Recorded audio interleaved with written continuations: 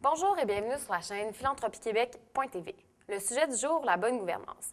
C'est pourquoi nous avons rencontré Christian Bolduc, président et chef de la direction de BNP Stratégie. Nous avons notamment parlé de la bonne gouvernance sur un conseil d'administration ainsi que des règles reliées à ce sujet. Bonne écoute à tous!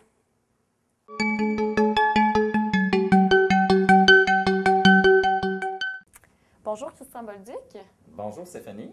Ça va bien? Ça va très bien. Ça nous fait plaisir de vous accueillir chez nous, chez BNP Stratégie. Nous, on est très contents de vous avoir pour notre émission aujourd'hui. Donc, est-ce que vous pouvez me parler un peu de votre cheminement professionnel? Oui, personnellement, j'ai effectué ma formation en droit à l'Université Laval et par la suite, j'ai donc pratiqué quelques années comme avocat dans la région de Québec et également en Beauce, d'où je suis originaire. Et j'ai été énormément impliqué dans la région, dans différents organismes, et c'est un peu comme ça finalement qu'on m'a offert de me joindre à une firme, un cabinet conseil pan-canadien au niveau de la philanthropie, de la gestion philanthropique. Et c'est comme ça que j'ai débuté ma profession finalement comme consultant en gestion philanthropique en 1995.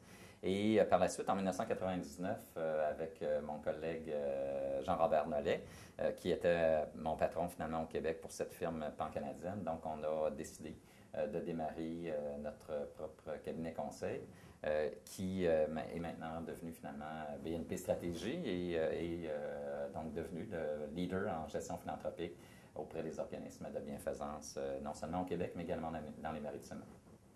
Donc, beaucoup de bagages dans le milieu philanthropique. Définitivement. Alors, donc, c'est l'entreprise que j'ai le plaisir de présider.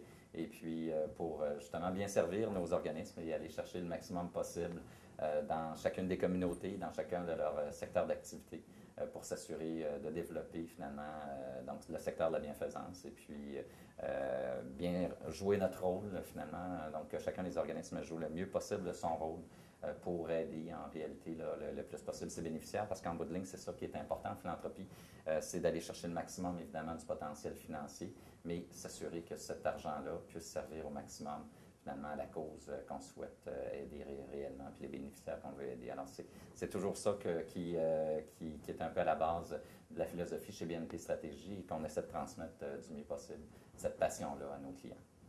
Qui doit être présent sur un conseil d'administration? Bien, c'est sûr qu'un organisme, il faut en fait distinguer aussi de quel organisme de bienfaisance on parle. Parce qu'évidemment, lorsqu'on parle d'un organisme, que ce soit un C3S, un centre hospitalier, un cégep, un musée ou quoi que ce soit, il faut déterminer justement est-ce que c'est le conseil d'administration d'un organisme qui donne des services, qui dispense des services, ou c'est un conseil d'administration d'une fondation. Parce que là, à ce moment-là, le conseil d'administration n'a pas nécessairement le même rôle à jouer parce qu'effectivement, au niveau d'un organisme, on a à gérer effectivement des opérations, on dispense des services. Alors, le conseil d'administration qu'on souhaite à ce moment-là est peut-être un peu différent.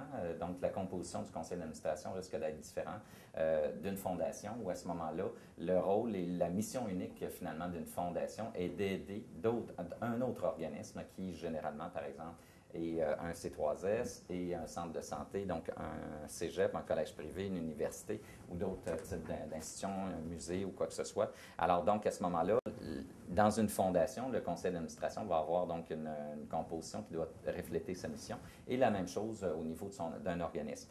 Un organisme doit donc avoir un conseil d'administration qui reflète évidemment donc sa mission, mais qui reflète également la communauté qui est desservie justement par cet organisme-là.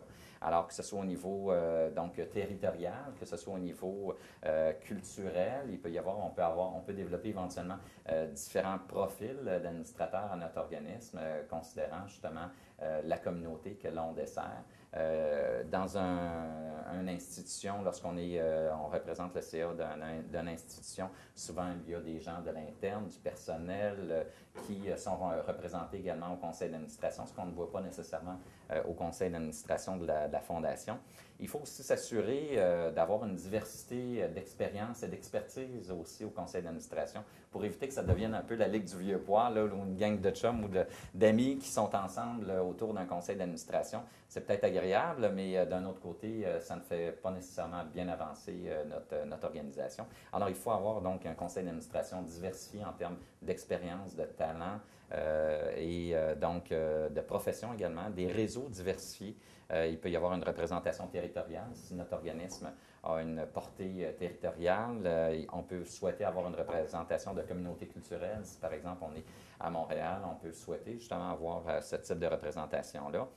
On peut souhaiter également, donc, si on a dans notre organisme une fondation qui vise à amasser des fonds pour soutenir notre organisation, généralement, il y a un représentant de la fondation qui siège au conseil d'administration de l'organisme et inversement, un représentant de l'organisme qui siège également au conseil d'administration de la Fondation.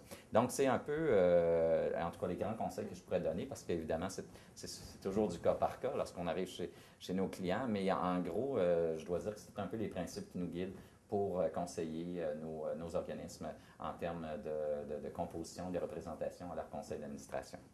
Donc, c'est beaucoup une situation de fait. Il faut évaluer vraiment qu'est-ce qui nous entoure, la mission, les gens qui on pourrait avoir de besoin, puis après, on décide qui... Oui, puis en fait, c'est ça, c'est en fonction de notre mission puis de la communauté qu'on dessert. Est-ce que c'est un territoire? Si, par exemple, c'est la Fondation pour, je ne sais pas, une maladie quelconque, bien à ce moment-là, ça peut toucher évidemment tout le monde sur le territoire du Québec.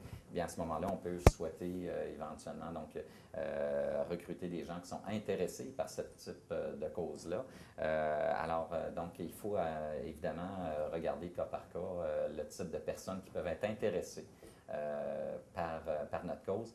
Et parce qu'en philanthropie, ce qu'on essaie de joindre, c'est les intérêts des donateurs avec les besoins de notre organisation, de notre institution. Alors, c'est de marier finalement ces deux concepts-là qui nous permettent de lever des fonds et donc de s'assurer justement de pouvoir bien représenter notre communauté. Mais il faut s'assurer que notre conseil d'administration puisse avoir une belle représentativité de ce côté-là. Maintenant, c'est sûr qu'il faut, au niveau d'une fondation, généralement aussi, moi, ce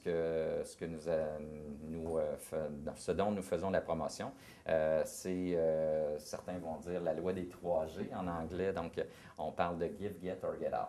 Donc, nous, on en fait également la promotion parce qu'auprès d'une fondation, il ne faut jamais perdre de vue notre mission. Notre mission, c'est quoi? C'est de générer des fonds, c'est donc d'amasser le maximum possible de fonds pour pouvoir supporter notre cause.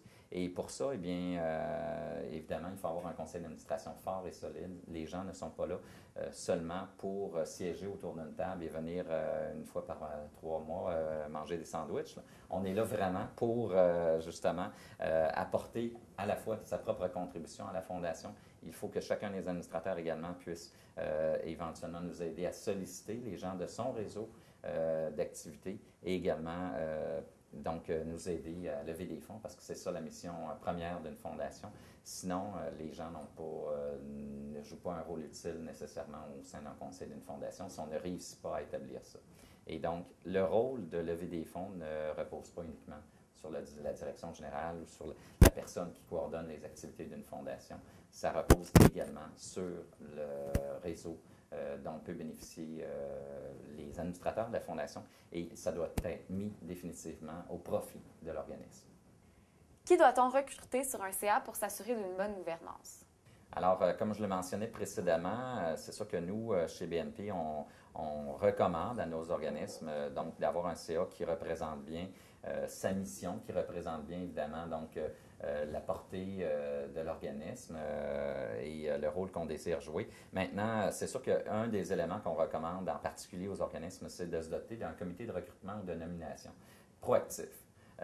Qui va justement définir le profil, les critères qu'on souhaite éventuellement avoir comme membre de notre conseil d'administration, le profil qu'on souhaiterait éventuellement avoir comme membership de notre conseil d'administration, que ce comité-là voit justement déterminer quels sont les membres du conseil qui vont renouveler ou ne renouvelleront pas leur mandat, de façon à ce que, à ce moment-là, on détermine quels sont les postes qui sont à combler et en fonction donc des membres qui vont demeurer, quelle pourrait être l'expertise et donc l'apport qui devrait être requis pour bonifier le conseil d'administration qu'on devrait rechercher au niveau de notre organisme. Et évidemment, dans le cas d'une fondation, bien c'est sûr qu'il faut s'assurer d'avoir des gens qui vont apporter donc une contribution, que ce soit donc personnelle ou organisationnelle à la fondation, une contribution substantielle, et nous aider par leur réseau à lever des fonds parce que c'est la nature même et c'est la mission de notre organisme.